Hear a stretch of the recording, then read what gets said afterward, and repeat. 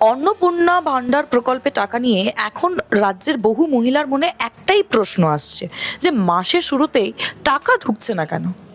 August মাসে এই প্রকল্পে টাকা নিয়ে নতুন করে একটা নিয়ম সামনে আসার পর থেকেই শুরু হয়েছে জোর আলোচনা। তবে গুরুত্বপূর্ণ বিষয়গুলো আলোচনা করার জন্য সঙ্গে রয়েছে আমি অনুষ্কা। নির্দিষ্ট দিনে টাকা না পাওয়ার অর্থ এই নয় যে আবেদন বাতিল হয়ে গিয়েছে। রাজ্য সরকারের দেওয়া তথ্য অনুযায়ী অন্নপূর্ণা ভান্ডার প্রকল্পে যোগ্য মহিলাদের মাসে ৩,০০০ টাকা করে দেওয়া হচ্ছে এবং ইতিমধ্যেই ১ কোটিরও বেশি মহিলা এই সুবিধা কিন্তু পেয়েছেন, এমনটাই দাবি করা হয়েছে।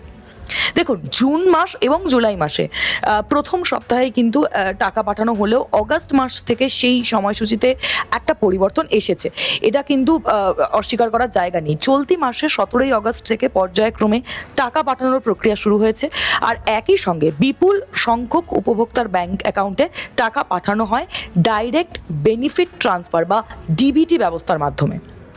এত বড় সংখ্যক অ্যাকাউন্টে একসঙ্গে টাকা পাঠানোর সময় ব্যাংকিং সিস্টেমে একটা চাপ তৈরি হতে পারে। আর ঠিক সেই কারণেই ধাপে ধাপে টাকা পাঠানো হচ্ছে বলে জানানো হয়েছে। ফলে প্রথম দিন বা প্রথম কয়েকদিনে টাকা না ঢুকলেও আপাতত কিন্তু আতঙ্কিত হওয়ার কোনো কারণ নেই। প্রযুক্তিগত বিলম্বের পাশাপাশি ব্যাংক অ্যাকাউন্টের সঙ্গে আধার সংযোগ, ডিবিটি সক্রিয় না থাকা, অ্যাকাউন্ট নম্বর বা আইএফএসসি তথ্য সঠিক থাকা এবং ব্যাংক অ্যাকাউন্ট সচল থাকা, এই বিষয়গুলো কিন্তু এই ক্ষেত্রে ভীষণ রকমভাবে গুরুত্বপূর্ণ। কোনো তথ্যের গোলমিল থাকলে সেখানে ভেরিফিকেশন বা যাচাইয়ের সময় টাকা কিন্তু আটকে যেতেই পারে। এখন যে প্রশ্নটা মাথায় আসছে সেটা হচ্ছে যে টাকা না এলে কি করবেন, তাই তো? দেখুন, প্রথমে ব্যাংকে গিয়ে অ্যাকাউন্ট সচল রয়েছে কিনা সেটা দেখুন এবং আধার ও ডিবিটি সংযোগ ঠিক আছে কিনা সেটা একবার চেক করুন। সেটা যাচাই করা কিন্তু ভীষণ রকমভাবে দরকার। পাশাপাশি অন্নপূর্ণা ভান্ডারের পোর্টালে আবেদনের স্ট্যাটাসও দেখা যেতে পারে, সেটা দেখুন। তথ্যের কোনো ভুল থাকলে সংশ্লিষ্ট সরকারি দফতরে যান, বিডিও অফিস বা সরকারি ক্যাম্পগুলোতে যোগাযোগ করার পরামর্শ কিন্তু সরকারের পক্ষ থেকেই দেওয়া হয়েছে। এবং এর পাশাপাশি আপনাদেরকে জানাবো যে নতুন করে আবেদনের সুযোগও কিন্তু রাখা হয়েছে, এমনটাই কিন্তু জানানো হয়েছে। যারা আগে আবেদন করতে পারেননি বা যাদের কোনো সমস্যা আবেদনের ক্ষেত্রে হয়েছিল, তারা নির্দিষ্ট সময়ের মধ্যে নতুন করে আবেদন করতে পারবেন। আর প্রকল্পের টাকা নিয়ে এই অভিযোগ জানানোর জন্য কিন্তু আলাদা অভিযোগের জন্য পোর্টাল চালু করার কথাও জানানো হয়েছে। সেখানে কিন্তু আপনারা সেই পোর্টালে গিয়ে নিজেদের অভিযোগগুলো জানাতে পারেন।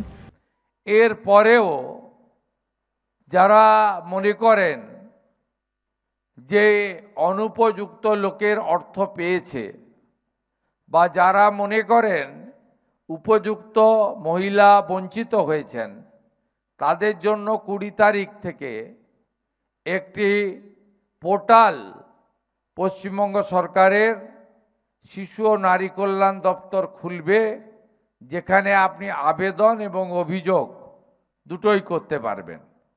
শুধু তাই নয়, ১০ই জুলাই পর্যন্ত যারা আবেদন করেছিলেন ১লা জুন থেকে, তাদেরই কেবলমাত্র ভেরিফিকেশান কমপ্লিট হয়েছে। ১১ই জুলাই থেকে ৩১শে জুলাই যারা আবেদন করেছেন, যদিও সংখ্যা অনেক কম, কারণ মোট ১,৮০,০০,০০০ আবেদন করেছিলেন, তার মধ্যে ১০ই জুলাই পর্যন্ত ১,৬৬,০০,০০০ মহিলারা আবেদন করেছিলেন।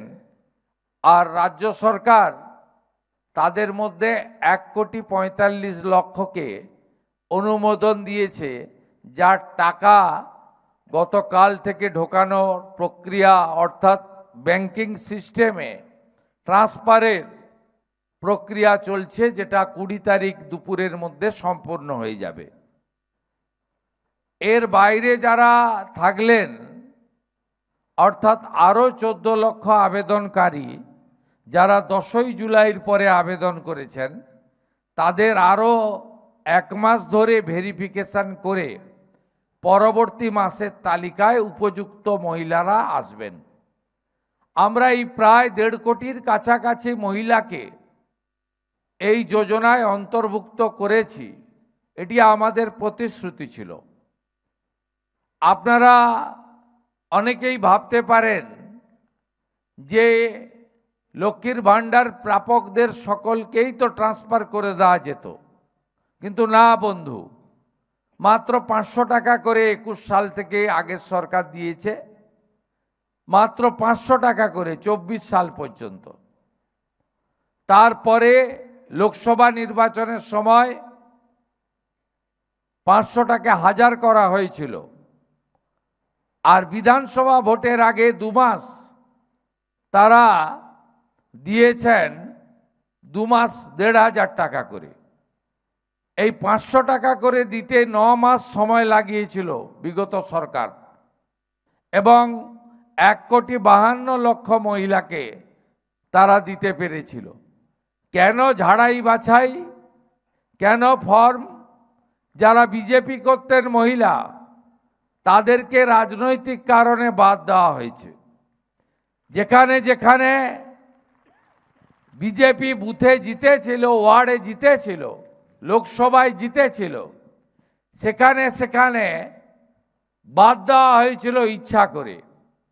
শুধু তাই নয়, মৃত মহিলার নাম ছিল। পশ্চিমবঙ্গের অধিবাসী নয়, এসআইআর এর নাম কেটে গেছে, অবৈধ অনুপ্রবেশকারী, তাদের নাম ছিল। এমনকি 3 লক্ষ পুরুষের নামও ছিল আগের সরকারের সময়। তাই আপনারা যারা আছেন, আমরা যারা আছি, বাংলার 10.5 কোটি জনগণ, আমরা চাই না যে সরকারি অর্থ সেই অর্থে দুর্নীতি হোক। আমরা চাই না সরকারি অর্থ অনুপযুক্ত লোকের কাছে যাক। অগস্ট মাসে অন্নপূর্ণা ভান্ডারের টাকা মাসের 1 তারিখে না ঢোকার প্রধান কারণ হিসেবে সময়সূচির পরিবর্তন এবং এই যে ধাপে ধাপে টাকা পাঠানোর বিষয়টি কিন্তু ভীষণভাবে সামনে উঠে আসছে। তবে নিজের ব্যাংক ও আবেদনের তথ্য সেগুলো সঠিক রয়েছে কিনা সেটিও উপভোক্তাদের কিন্তু অবশ্যই যাচাই করে নেওয়া উচিত।